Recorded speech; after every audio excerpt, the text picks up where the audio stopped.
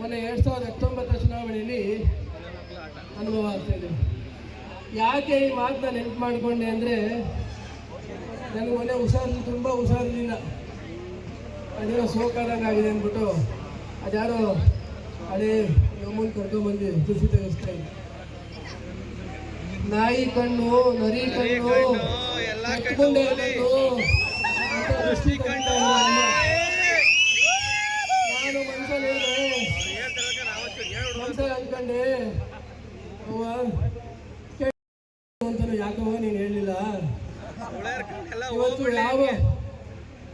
ಯಾವುದೇ ಆದಂಥ ಮಹಿಳೆಯರಿಗೆ ಇದು ತಪ್ಪು ರೀತಿಯಲ್ಲಿ ಮಾತಾಡಬೇಕು ಅಂತಲ್ಲ. ಇವತ್ತು ಏನು ದೇವೇಗೌಡರು ವಿರುದ್ಧ ಅಂತ ಕೆಲವು ಬಿಂಬಿಸ್ಕೊಳ್ಳದೆ ಪಾರ್ಟಿ ಒಳಗಡೆನೆ ಇದ್ಕೊಂಡು ಮೋಸ ಮಾಡ್ತಾರೆ, ಅವ್ರಿಗೆ ಈ ಅರ್ಥ ಹೇಳಿದೆ ಅಂತ ಹೇಳುತ್ತೆ.